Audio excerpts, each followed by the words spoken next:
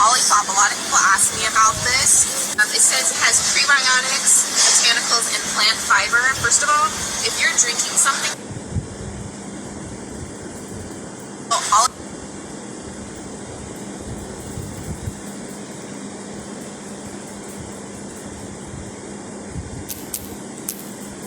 Olipop. A lot of people ask me about this. It says it has prebiotics, botanicals, and plant fiber. First of all, if you're drinking something that has fiber, that's a red flag. Look at the ingredients here. Hickory root inulin, that is a red flag.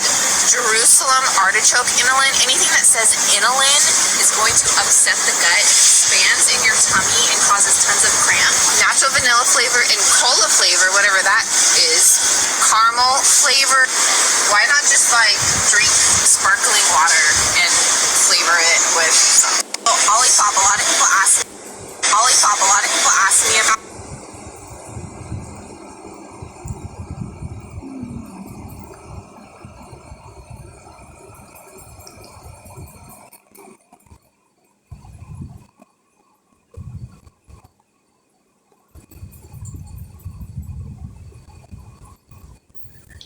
Morning, happy Monday. Just wanted to share a couple thoughts on the postpartum OCD thing. So before I had my son, I did have some obsessive and compulsive tendencies, but I didn't have a true diagnosis of OCD. Once I had him, my anxiety, the intrusive thoughts, all of that really increased, and it kind of manifested the beginnings of some more obsessions and compulsions that focused around, one, my son, and two, the prolapse. So for me, the thing that's been the most helpful is taking Zoloft, because Zoloft helps reduce the intrusive thoughts and my concern over them, thereby halting or reducing the obsessions and compulsions.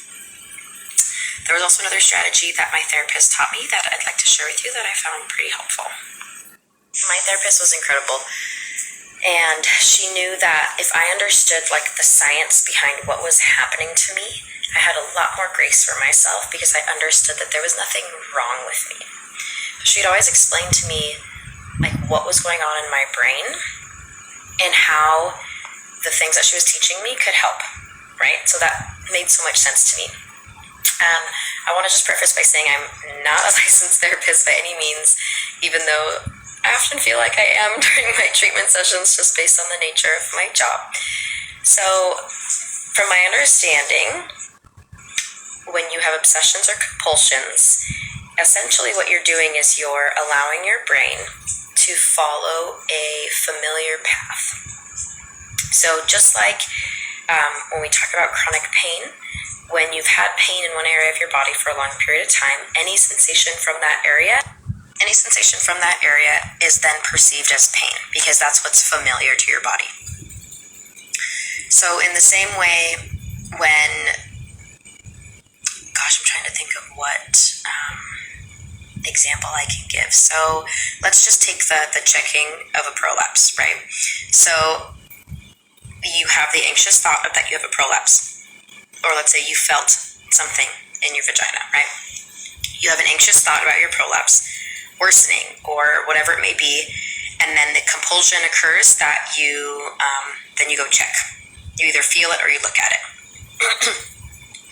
If you do that enough times, you're conditioning your brain that every time you feel something going on in that area of your body, you have the anxious thought that you need to follow it up with checking it. Does that make sense? So you've done it enough times that basically your brain has this plasticity and it becomes a habit. Most people, normal people who don't have OCD can manage that relationship with these, feeling the prolapse, having an anxious thought, checking. They're able to